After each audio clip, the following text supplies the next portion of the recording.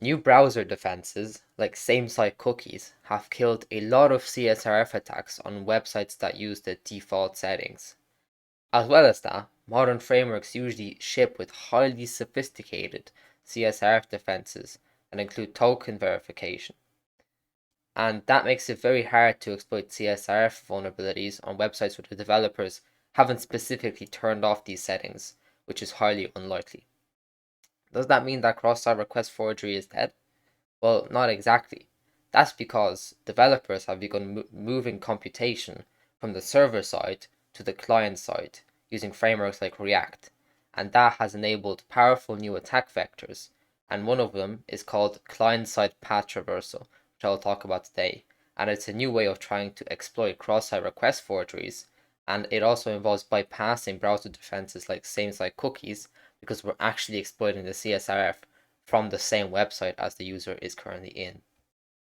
So in this video, I'm going to give you an example of cross-site request forgery using my live example as always. And first of all, I'll of course explain it using my whiteboard as usual. So client-side path traversal, what is it? Well, first of all, what is a path traversal? Path traversal is basically when user input is placed unsanitized into a path string like this that is going to be used to fetch some kind of data. This is normally talked about from a server-side context, and it was talked about from a server-side context for the first number of years that this vulnerability was really around. So when you see here, we have this user input getting attached to this path. You can think of this like a Python script or something like that, where you can, for example, append a variable to a string like so. Well, if you've ever done a bit of directory work on Linux or just messed around on Windows, you might know that this sequence here, the dot dot slash, can be used to go back a directory. On Windows, it's I think actually dot dot backslash, but I think dot dot slash will work as well. So this can be used to go back a directory. So if we had a path like slash, oops, we had a path like slash test, like so, and we appended a dot dot slash character onto it, the path will get normalized to this, right? So it will basically go back the path. So what an attacker could do with that is if the server was looking for a specific file on the system from a specific directory, the attacker could basically go back the folders and then find files that are not supposed to. So for example, if say the server was fetching images from a specific folder, if the attacker could modify that path, so for example it was like test.jpg, if the attacker could put dot dot slash there, they could go back and fetch different files. So let's say a common one is etc/password and etc/host. So the attacker could read those files and potentially gain access to unauthorized data they're not supposed to. And the way to fix this is just to sanitize the path before. So usually that involves like URL encoding it or just getting rid of these characters, right? You can also just append them using libraries. So Python has a library called path.join, which is usually a lot safer than using something like this. And you can see that once this characters are appended, the path just gets normalized like that. That's basically what path traversal is. So what is client-side path traversal? Well, client-side path traversal is when the same thing happens, just in the user's browser instead. So if you have a website that, for example, used JavaScript to basically post a scene API after the user clicks on a post, right? Let's say this is the user clicking on this post here, and then right after they click, the website automatically sends a request to inform the website that the post has been seen. It's like their icon pops up somewhere on it, like, or like the post gets a view. So if this website is vulnerable to client-side path traversal, this kind of ID parameter here will be unsanitized. It will be placed here directly, like the way we've seen before, like this. It'll be placed directly without being sanitized. It'll just be placed in. And what that could allow an attacker to do is use a path traversal string to make the website call an unintended API instead. So if the user clicked on a link like this, what the website would do is place this element here inside where the ID used to be here. It would just do it directly. And the reason we have these that's %.f is because this is a URL encoded version of just a /, and this is a URL encoded of a question mark. When the server goes to place that into the URL bar, it'll URL decode them, so it'll turn into a /, and this will just prevent our browser from normalizing the URL string. So once we have this payload inside of it, the user's browser will actually get rid of this, so it'll go back to the directory like so. And that will allow us to make an unintended call to a different API, in this case the reset password one. And we've placed the other data, which in this case was the scene parameter, we've placed it inside a query parameter. And that has allowed us to potentially change the user's password if the website is really badly constructed. We can do a number of things with this. So any kind of post API that we can call, ideally with the query string we can attack here. If this was like a put parameter, we could do the same. And if like the post loaded in and it used this thing here, we could like attack like delete buttons and stuff like that on it if they just directly placed it inside the post. That's kind of what a client-side path traversal is. Hopefully that explains it.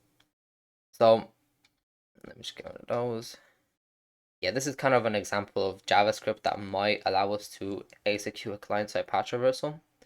If the website was relying on this resolve function to fetch paths for the posts, and it was just placing user data directly like inside of it, so like window.path or something like that, then what basically we could do is just place this path traversal payload in here, and it will get directly appended to this post payload. And that would allow us to do a client-side path traversal. That's kind of the high-level explanation of it, and now I'm going to jump into an example, and I'm going to show you a client-side path traversal in an actual website. So here I have my example website where I have the live demo for the client-side path traversal setup. And here I have a user and I also have an admin. So this is going to be our victim, the one who's going to click on the link and something malicious is going to happen. And this is our attacker, the person who's going to set up the payload and then deliver it to the victim. So in this case, we're going to test out a post sync. There's different syncs for client-side path traversal, so some of them end up being a post request, some of them end up being a get request. Obviously, the post request is stronger because we can actually perform actions on behalf of the user, but we might be able to escalate the get request as well. So we'll have a look at this one. As you can see, we have this nice little unique identifier at the very end of it, and that is going to really scream out a client-side path traversal. It's the most likely place that we can actually place a payload, because hopefully what the website is going to do is just grab it and put it into a request right after we visit this URL. That would be the easiest part of this. So in order to exploit this, we're going to need to look at our HTTP proxy here. So if we just forward the request for now, and then refresh the page, oops, turn on the proxy, like so. If we now refresh the page, we'll see what happens.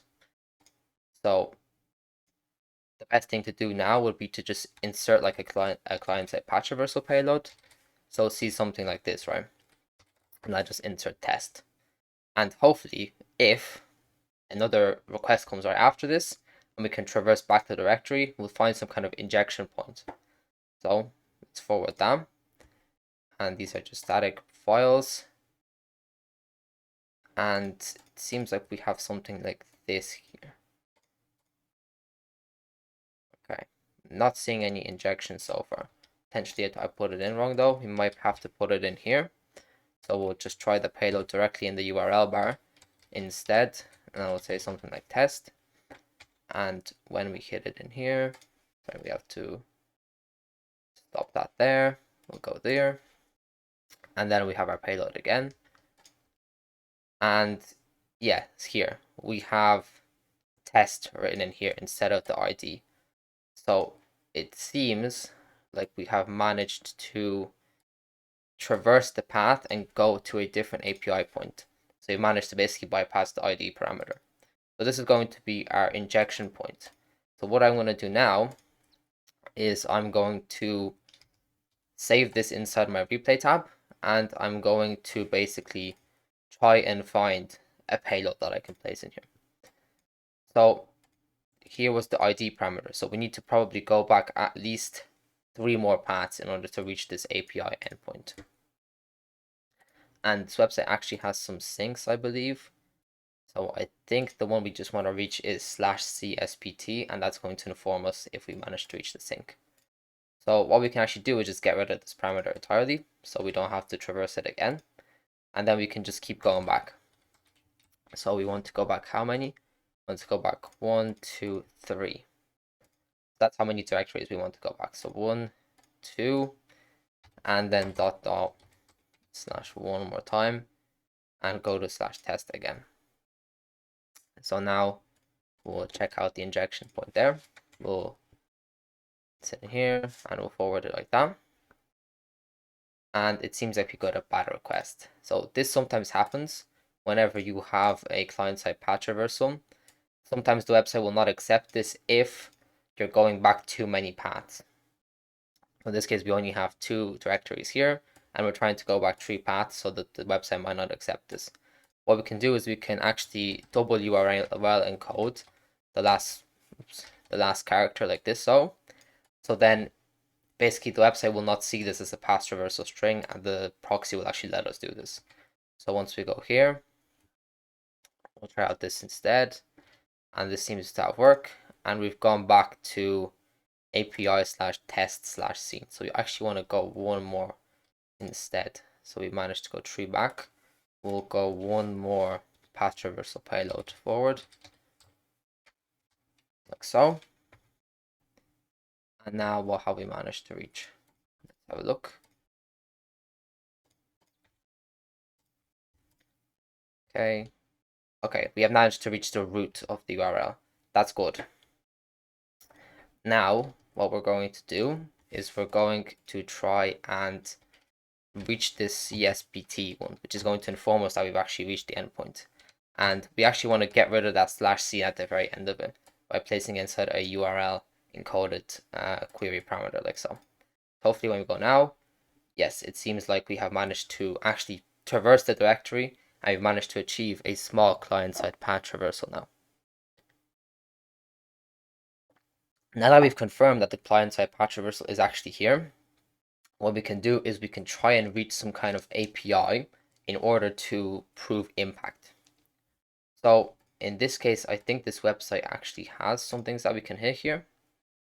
So the idea is this admin will click on it, and we'll be able to make some kind of changes on it.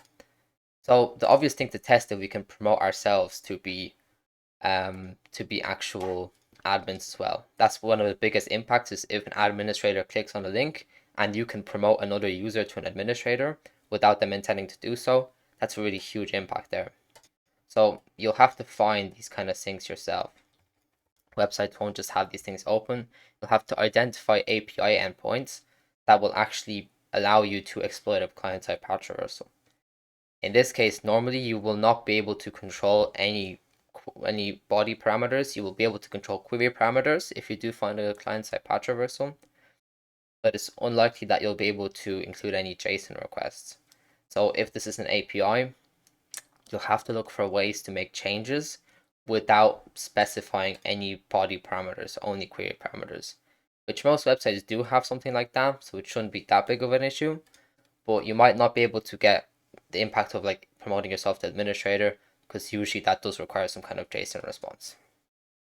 So now that we've identified our sync, we want to reconstruct our payload, and this time at the very end of it, we want to include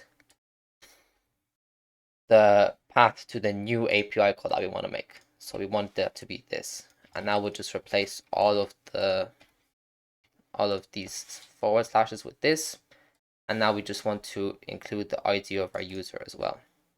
So the ID of our user is, let's have a look, we want ourselves to member. We want to include this ID. So place this button in here, and we'll see if the request works. So we'll just keep forwarding now. Go in here. We have this very ugly looking payload in the URL. Let's see what happens. I think I might have forgotten the percentages. Hold on.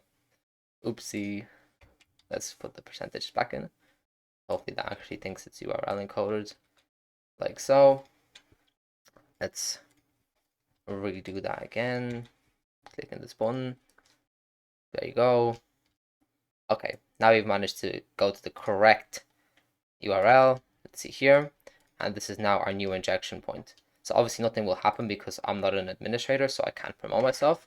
But if we send this malicious link to the user and he clicks on it, so administrator, we click on it, go back here, we go to the member page.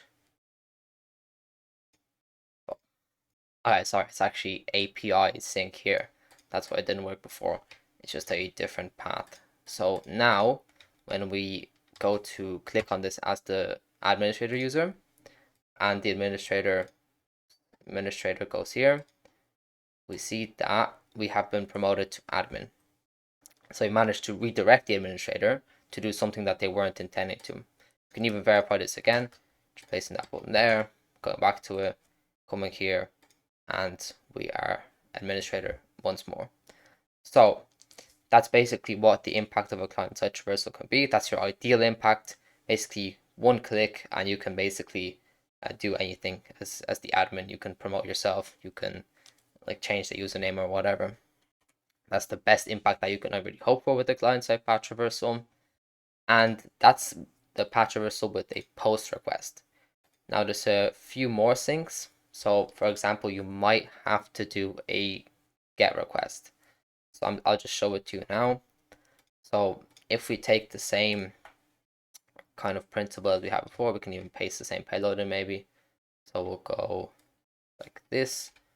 We'll paste the same payload in here and we'll just see what happens. In this case, I don't think this will work because it's a post request, but we'll just intercept that as well. Go here. And in this case, we have the same thing, but instead of being a post request, it's a get request. So most CSRF type attacks require there to be a post request. And that is a bit of an issue because if we have a get request, we obviously can't make any changes on behalf of the user. That being said, in this case, you see that our access token is still appended to this request. That's because if we want to fetch some kind of resource, it'll usually require our authentication as well. So what we can still do is try and actually leak this token here. The easiest way to do that would be to find some kind of open redirect. So if we can get the browser to try and attack like one of our like domains, if we get the website to query our domain instead of just the actual local domain by using an open redirect, we'll be able to read this authentication token and obviously then still perform a CSRF type attack because we basically get logged in as the user. Another thing we can do is try and basically get a JSON response. So sometimes what the website will do is it'll get a JSON response and then it'll make a request on behalf of that again. So what we could do is try and simulate some kind of JSON response with a file, which is a very interesting attack type actually that I will not have time to show you, but yeah, there's a lot of very interesting things you can do with client-side path traversals, and there's a lot of more stuff that I have to cover here. But for now, I'm just going to leave it to you. You can actually get this lab yourself. It's called Client-Side Path Traversal. Oops. So playground, and you can actually just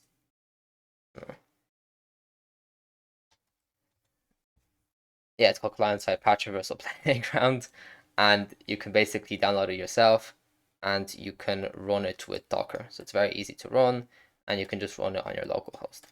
So I've explained the first one to you. Hopefully you now kind of understand what client-side path traversal is, and then there's a lot of different attacks you can do with the slightly more advanced ones as well. So yeah, another thing I mentioned is that I actually have my own labs as well. These are server-side labs. So in this case, these are client-side attacks, but I also do teach about server-side attacks, and I have my own labs in the description as well that you can go check out as well. Yeah, so I hope this video gave you a better understanding of what client-side path traversals are. I'm going to actually be making an activity explain video soon covering 2 client-side path traversal vulnerabilities. So do stay tuned for that. It's coming out next Wednesday. And Yeah, this is actually a vulnerability that I think a lot of people aren't looking for at the moment, and that actually has a lot of potential. That's why, fingers crossed, I'll hopefully be able to start looking for this more and start finding it more often. And yeah, apart from that, like and subscribe to see more content like this in the future, and happy hunting.